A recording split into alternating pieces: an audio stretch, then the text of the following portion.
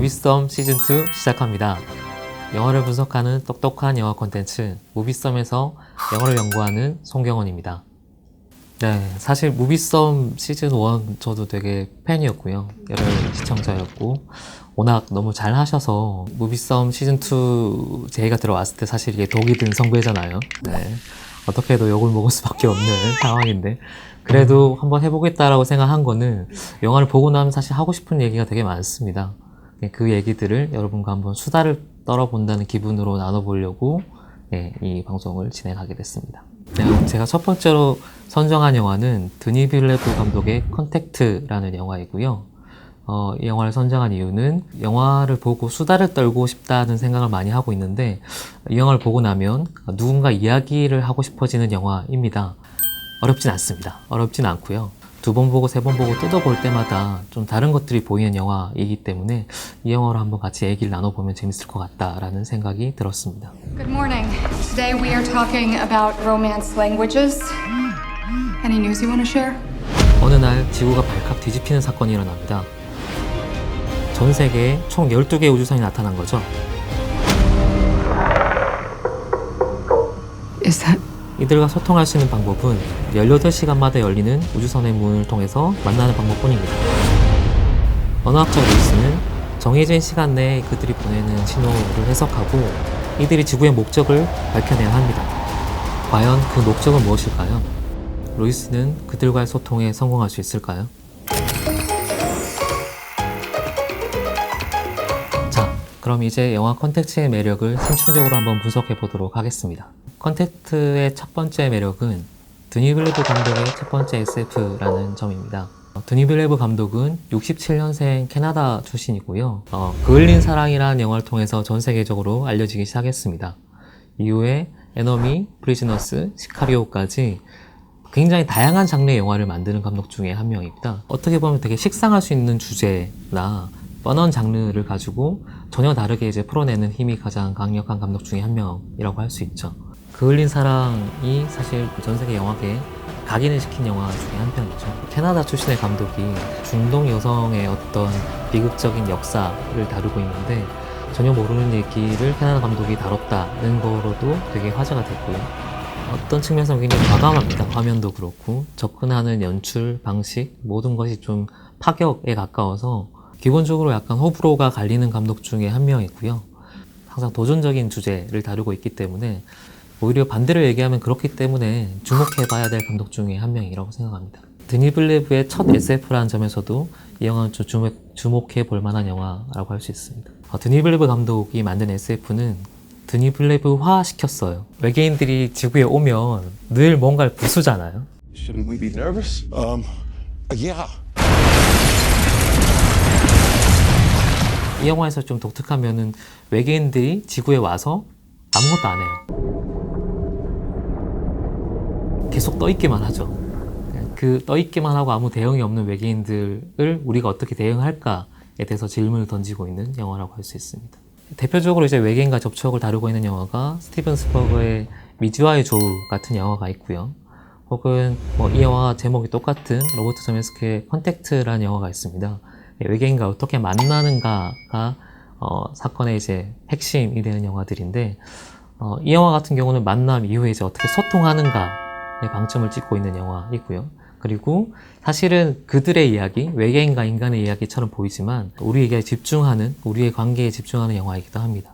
방금 말씀드린 미즈와의 조우나 인디펜던스 데이 같은 데서 나오는 원반형의 우주선이 전형적인 이제 생각하는 SF의 우주선이고요. 외계인이 타고 온 우주선, 이 영화에서는 셀이라고 부르는데요. 굉장히 독특하죠. 호공에 떠있는 굉장히 거대한 물체로 묘사가 되고 있고요.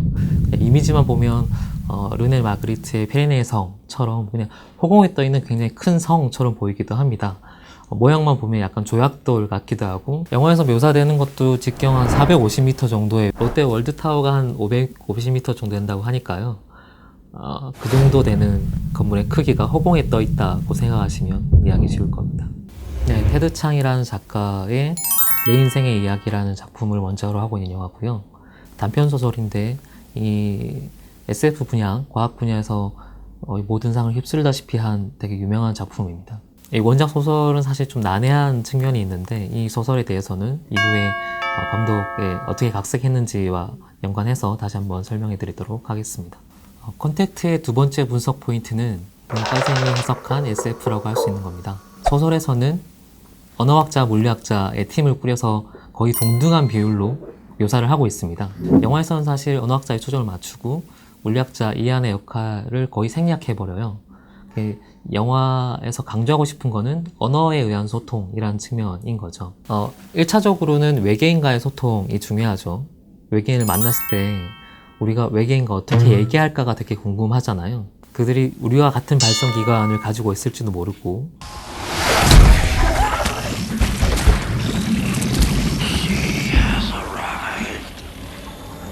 이 영화에서는 외계인과 실제로 만나면 이렇게 소통이 어려울 수도 있겠구나 라는 질문을 남기고 있고요.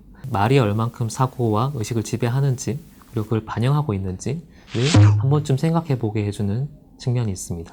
웨버 대령이 주인공 루이스에게 이 의뢰를 하러 왔을 때 그냥 외계인들의 소리만 녹음해서 들려줍니다. 루이스가 굉장히 전문가 같은 말을 하죠. 이 소리가 나온 맥락과 상황을 모르면 이해할 수 없다. 다른 전문가를 찾아가려고 하는 웨버 대령에게 산스크리트어로 전쟁의 의미가 뭐냐라고 물어봐라 라고 요청을 하거든요. 다른 전문가는 이 전쟁의 어원이 다툼이라고 하고요. 루이스는 소를 나눠주다, 소를 가져가다 라고 얘기를 해요.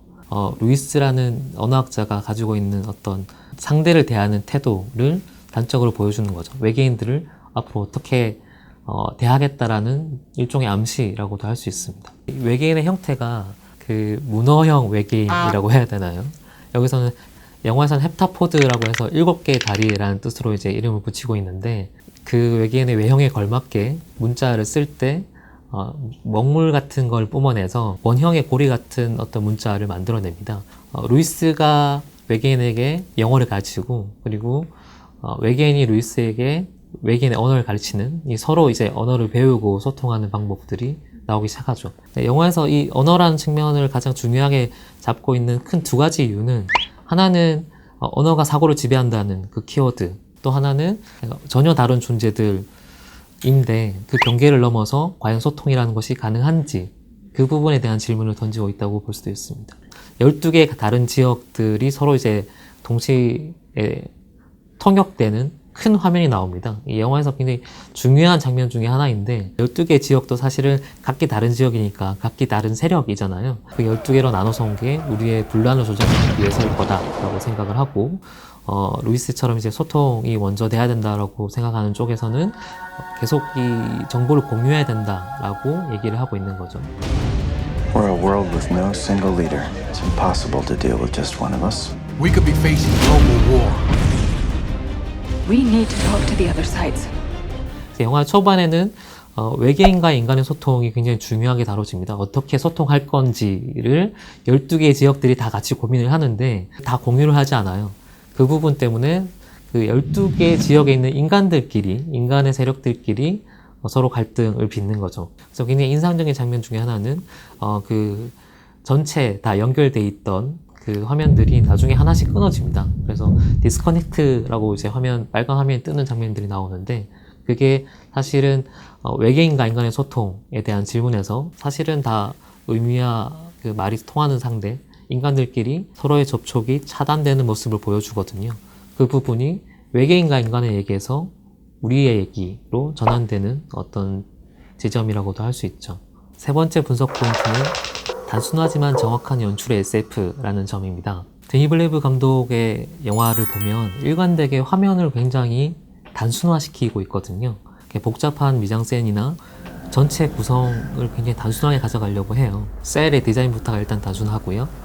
접촉할 때 공간들의 표현들을 보면 그냥 거의 흑백의 공간에 가까운 흑백의 공간에 유리창 하나가 있는 정도의 굉장히 단순한 화면들이거든요. 사실은 가장 특이한 부분 중에 하나가 오디오인데요. 전반적으로 사운드는 굉장히 통일돼 있어요. 공간이 바뀌든지 상황이 바뀌든지 외계인 얘기를 하다가 루이스의 기억에 관한 얘기를 해도 사운드는 통일이 돼 있습니다. OST나 음악을 통해서 어떤 정보를 전달한다기보다는 소위 말하는 앰비언스 사운드라고 하죠. 공간음 같은 걸 만들어내기 나타내기 위해서 굉장히 노력을 했는데, 이 영화에서 전형적으로 사용하고 있는 거는 돌고래 소리에 가까운 소리들이 계속 나오거든요. 그것들이 마치 음악처럼 리듬을 조절하면서 영화 전반에 깔려 있고, 한편으로는 굉장히 몽환적인 느낌을 주기도 하고요. 또 다른 한편으로는 이 외계인과 소통하고 있는 상황이다라는 감정적인 일치를 계속 유지시켜주는 도구이기도 합니다. 영화의 화면들은 굉장히 심플하게 정리가 되어 있습니다. 인물에 포커싱이 맞춰져 있고 나머지 정보들은 최대한 배제하거나 생략하고 있죠. 전반적인 카메라의 속도는 굉장히 느린, 그래서 이야기 전개가 천천히 스며든다는 느낌이 드는 이 호흡은 카메라의 속도와 이 심플하게 정리된 화면들 덕분인데요. 이 영화 전반의 속도가 여느 이제 재난 영화나 SF 영화들에 비교하면 컷도 굉장히 느리고, 컷이 전환되는 속도도 느리고, 카메라가 돌아가는 속도도 굉장히 느립니다. 인물을 찍어낼 때는 인물에만 포커스를 맞추고 나머지는 다 날리는 기법을 사용하고요. 공간을 보여줄 때는 이 공간 끝에서부터 앞쪽까지 굉장히 느리게 카메라를 한번 다 훑어줍니다. 어떻게 생겼는지를 한번 보여주는 거죠. 기본적으로 이 드니 빌레이브 감독의 세계관의 가장 핵심은 경계가 나눠져 있고, 그 경계를 어떻게 뚫고 들어갈 건지에 대한 질문을 계속 던지고 있습니다. 경계라는 거를 여러 가지 아이템이나 화면들을 통해서 이제 드러내고 있는데, 1차적으로는 안개의 이미지가 가장 강력합니다. 그 베이스 캠프에 접근을 할 때 이 거대한 안개를 거쳐서 들어가게 되고요. 차단벽 안에 있는 외계인들의 세계도 마치 그 안개 속에 있는, 안개라는 바다 속에 있는 것처럼 묘사가 됩니다. 다른 공간으로 넘어갈 때 혹은 다른 대상과의 어떤 벽을 지어줄 때 가장 결정적으로 사용하는 모티브가 이 안개의 모티브입니다. 그 처음에 말씀드린 것처럼 사실 얘기 자체는 굉장히 단순해요. 이 드니 빌레이브 감독이 단순한 소재 혹은 미니멀한 연출, 단순화시킨 화면들을 계속 차용하는 이유는 얘기 자체의 구조는 굉장히 복잡하거든요. 이 플롯들을 재배치해서 인과관계가 섞여 있다든지, 아니면 결말을 먼저 보여준다든지, 이 보여주는 결말이 결말인지 모르게 보게 한다든지, 이런 이야기상의 트릭들을 많이 쓰고 있습니다. 그러다 보니까 상대적으로 나머지 정보들은 최대한 단순화시키는 거죠. 너무 복잡해지면 이해하기 힘들기 때문에. 그래도 그렇게 어렵지 않다라고 말씀드린 이유는 그렇게 어렵지 않게 끌고 갈 수 있게끔 감독이 연출을 해놨어요. 그 연출력이 사실은 드니 빌레이브 감독의 가장 큰 힘 중에 하나고, 자기만의 세계에 몰두하는, 소위 말하는 예술성이나 작가성이 너무 높은 영화에 비해서 상당히 대중적인 코드도 맞추고 있는, 최대한 설득하고 설명하려고 하는 어떤 플롯이라고 할 수 있죠. 네 번째 포인트는 반전의 결말이라고 할 수 있습니다. 이 마지막을 위해서 모든 화면을 구성했다라고 해도 과언이 아닌데, 근데 우리가 흔히 반전이라고 하면 마지막에 한 방 임팩트 있게 공개를 함으로써 사람들이 놀래키는 걸로 생각을 하잖아요. 근데 이 영화의 반전은 굉장히 다른 느낌으로 다가옵니다. 좀 약간 천천히 스며드는 것 같은 반전이고, 누군가를 되게 놀래키기보다는 마지막 퍼즐이 맞춰졌을 때 전체 그림이 이랬구나 라고 이해를 시키는 정도의 반전이랄까요? 굉장히 좀 정적이고 지적인 반전이라고도 할 수 있죠. 사실은 이 영화가 외계인과의 언어, 외계인의 언어, 그리고 언어를 통한 소통, 이런 중심 주제를 갖고 가는 것 같은데, 원작과의 가장 큰 차이는 이게 드니 빌레이브 감독이 이 원작을 영화화하면서 이야기라는 측면에 포인트를 준 것 같아요.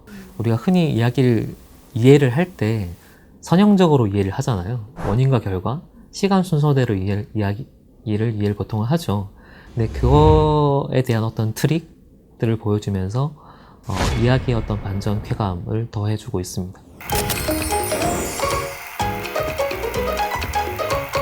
자, 이렇게 오늘 영화 컨택트를 분석해 봤습니다. 저는 최소한 3번 정도는 봐야 될 영화라고 생각을 하고요. 첫 번째 볼 때는 영화가 끌어가는 대로 인물의 감정, 루이스라는 언어학자의 감정을 따라가시면 제일 재밌을 거고, 두 번째 볼 때는 이 전체 그림, 이 플롯이 어떻게 이루어졌는지를 알고 나서 전체 그림을 어떻게 순서를 바꿔놨는지를 보면 좀 다른 것들이 보이실 거고요. 세 번째 볼 때는 이 감독이 이 순서를 바꾼 것들을 어떻게 잘 연결시키기 위해서 어떤 특정 장치라든지 상징물이라든지 특정 쇼트라든지 이런 것들을 배치를 했는지를 보면 또 다른 것들이 보이실 겁니다. 오늘 영화 컨택트의 분석 점수를 말씀드리겠습니다. 영화 컨택트의 대중성은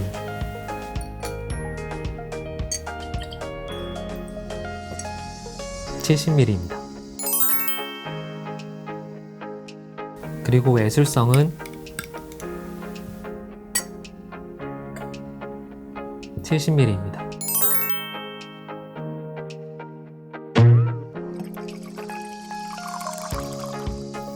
오늘 소개해드린 영화 컨택트의 무게감은